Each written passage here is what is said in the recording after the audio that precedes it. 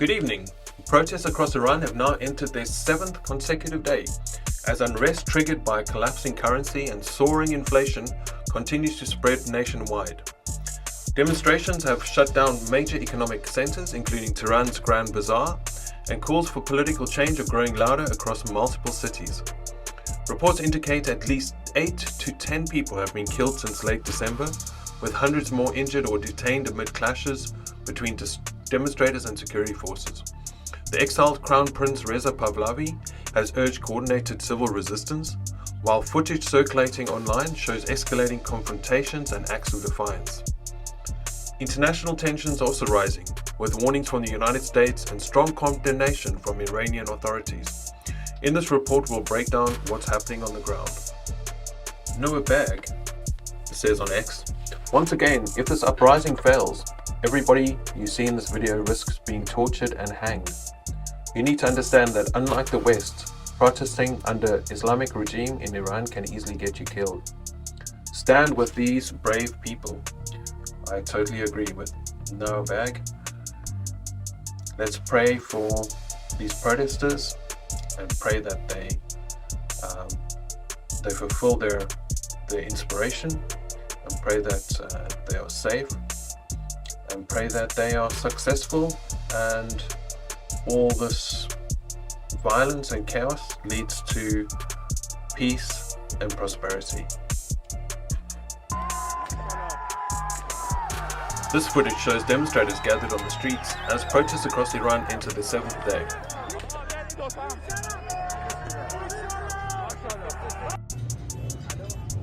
In this footage, protesters can be seen removing official flags from public spaces, a symbolic act of defiance as unrest continues across Iran. Scenes like these highlight how protest tactics are evolving. Removing state symbols has become a visible way for demonstrators to express rejection of the current system, particularly in urban areas.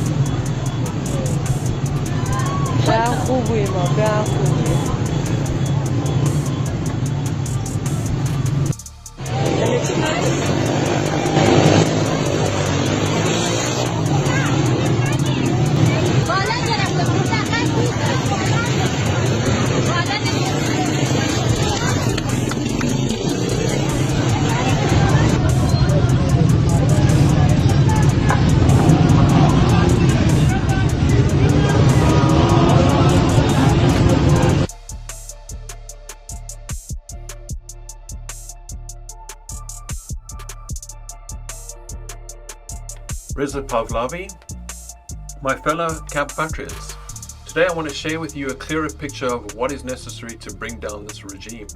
My words are especially directed at the people of Tehran, who through their courage have launched the latest phase of the national uprising. The regime is desperately trying to prevent people from gathering in public now because it knows that Iranians in the streets of Tehran and other major cities will quickly bring about its collapse. To overcome the regime's repression, there is one path before us: a simultaneous million-strong presence throughout the city, coupled with traffic blockages on key routes and main roads. To achieve this, we must first overcome our fear and understand that if we seize the streets, the regime will quickly lose both the capacity and the will to repress. The solution is to go within small cohesive groups of friends and family members together to the nearest street in your neighborhood, find one another, and then hand in hand move towards the central streets of the city. I say with confidence that once a flood of millions takes shape, the regime's forces of repression will not be able to stand their ground. Many will retreat and some will join the people. Seizing the streets of Tehran and Iran's other major cities through a mass presence is a vital step that complements the bravery of the people who in smaller cities have courageously stood up to the forces of repression. I ask all of you to share this message with your friends in preparation for this great event. Together we will take back and rebuild Iran. That is Reza Pahlavi. This is from Iran's Queen Mother, Empress Farah Pahlavi, to her nation. This time will be remembered as a turning point when the Iranian people took their future back into their hands. I call on the security forces to join the people in this movement. Light will prevail over darkness. Okay, and the last update for today's news from Iran. I've got a video from Goldie Gamari. It's about 15 minutes. It's well worth a listen. She's Iranian and she gives a really good summary of what's going on. So if you take the time, enjoy. Otherwise, have a great time. She says, I'm Iranian. Here's everything you need to know about what's going on in occupied Iran that the mainstream media won't tell you in less than 20 minutes. I'm Iranian, and here's everything you need to know in less than 20 minutes about what's currently happening in occupied Iran with the nationwide strikes and protests by Iranians against the Islamic Republic that the mainstream media won't tell you. If you've been watching Iran this week, you already know that something huge is happening.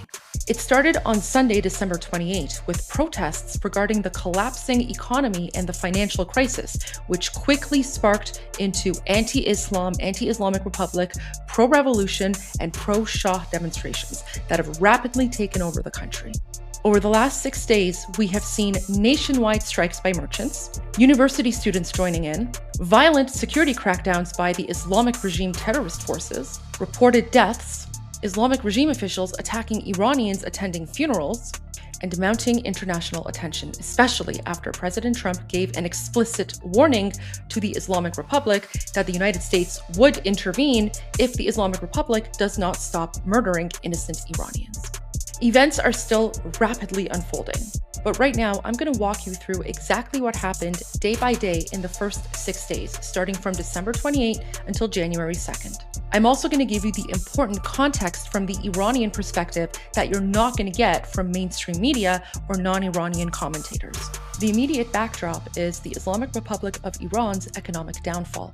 Inflation has skyrocketed to over 40%, and the rial, which is the official currency of the country, has collapsed to a historic low of 1.4 million rials to $1.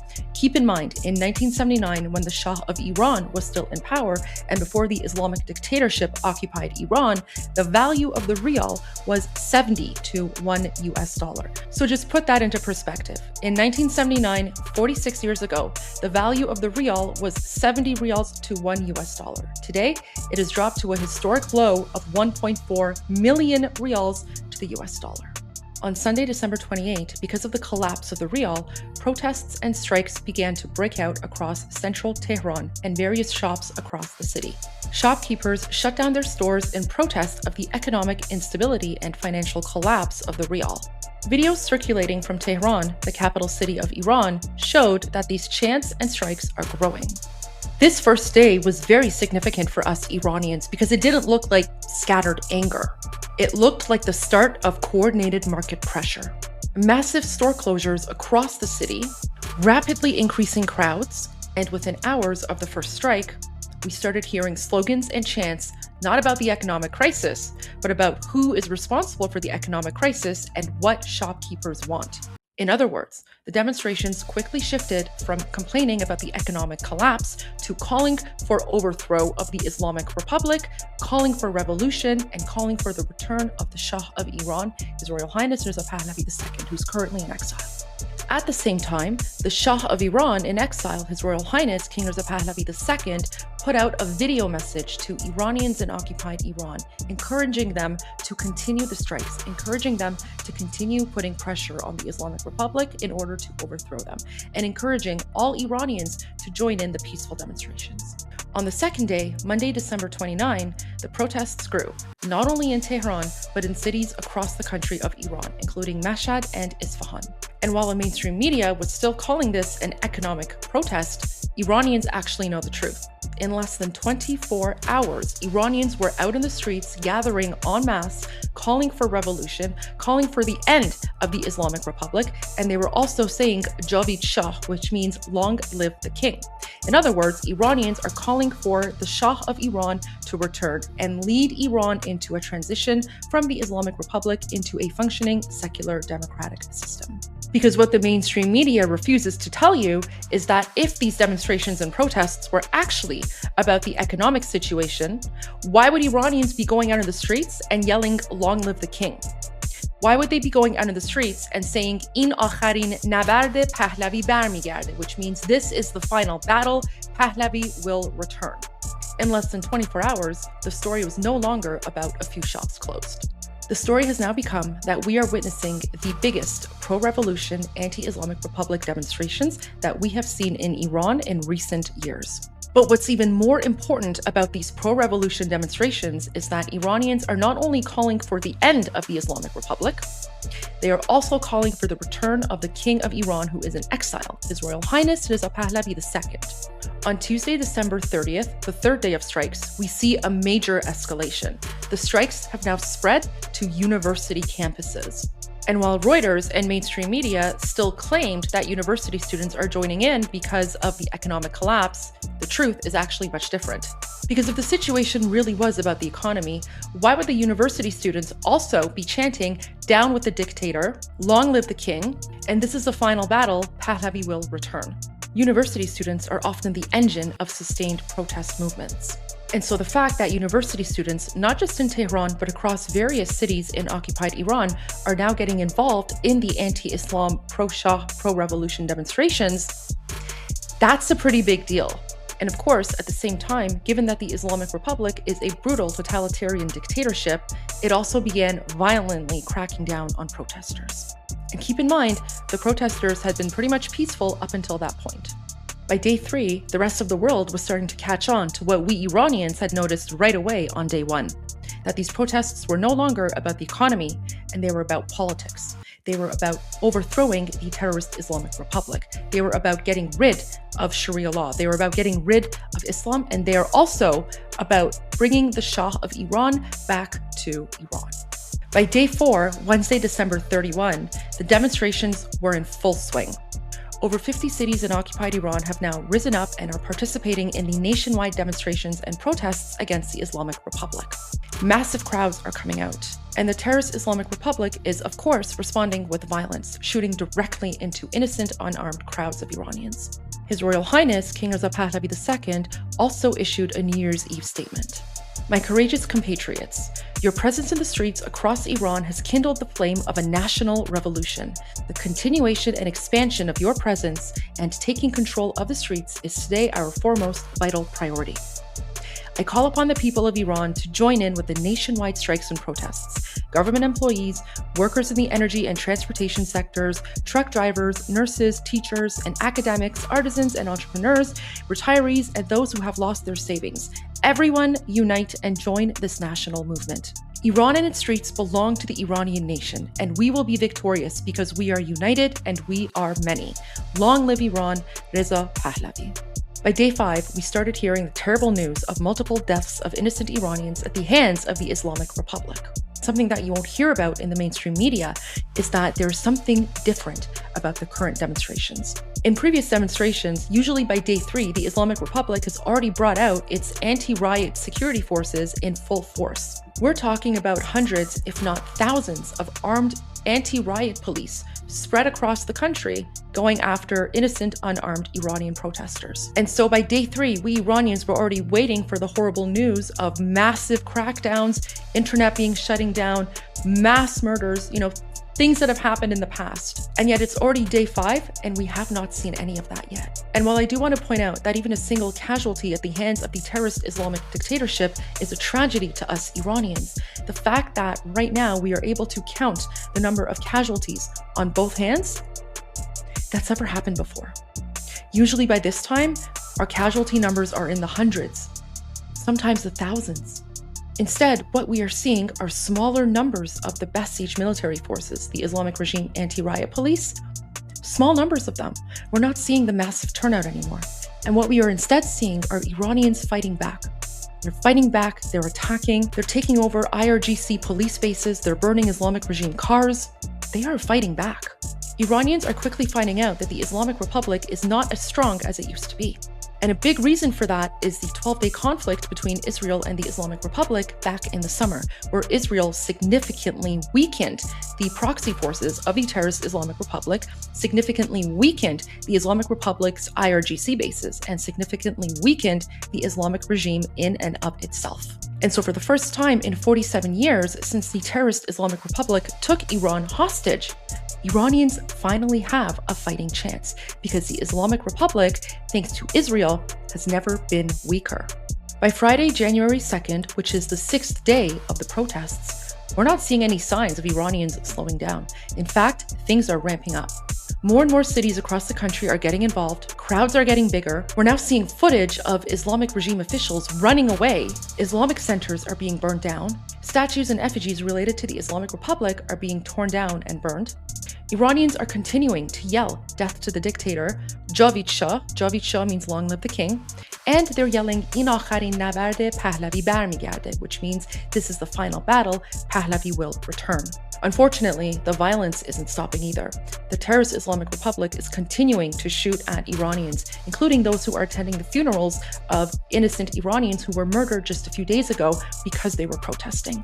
But again, what's really interesting about this is that instead of Iranians running away, they are fighting back. But now here's where it gets very interesting. Seemingly out of nowhere, President Trump, the President of the United States of America, put out a stark warning to the terrorist Islamic Republic. President Trump posted on social media that if Iran shoots and violently kills peaceful protesters, which is their custom, the United States of America will come to their rescue. We are locked and loaded and ready to go. Thank you for your attention to this matter, President Donald J. Trump. Guys, this is a huge policy shift for the United States. Back in 2009, when President Obama was still in power, when the Iranian people were fighting to overthrow the regime, Obama, instead of choosing to stand with the Iranian people, he chose to support the Islamic Republic and threw them a lifeline. And because of President Obama's decision to support the terrorist Islamic Republic back in 2009, many Iranians consider Obama's hands to be covered with the blood of the Iranian people because he had a chance to help Iranians overthrow the regime, and he chose to side with the Islamic terrorists. And so this message by President Trump has pretty much gone viral among Iranians, and Iranians are incredibly excited about this. But I want to make one thing very clear. This is not a call for World War III. This is not a call for boots on the ground. In fact, Iranians don't even want boots on the ground. But if there is some way that President Trump can help Iranians by weakening the Islamic Republic, that's making Iranians very, very excited. And President Trump's message has not only circulated widely among Iranians in occupied Iran, but they are now using his message to become even more motivated and even more emboldened to go out on the streets and finish the job. In essence, President Trump just gave the green light to Iranians to go ahead and overthrow the Islamic Republic that has been occupying Iran for the last 47 years, and President Trump stands behind them. I also want to quickly mention Israel and how supportive Israel has also been of the Iranian people in their fight to overthrow the Islamic Republic. And just a few days ago on Monday, when Prime Minister Netanyahu and President Trump were meeting in Washington, President Trump pretty much confirmed that he's given the green light to Netanyahu to do whatever he needs to do in the Middle East. And that includes going after the terrorist Islamic Republic if Israel feels the need to do so. And so now the terrorist Islamic Republic is in a huge predicament because not only do they know that Israel is monitoring them, but the United States of America is also monitoring them. And of course, the Islamic Republic, being the uneducated, inbred Islamic jihadi savages that they are, have responded by threatening the safety of American soldiers.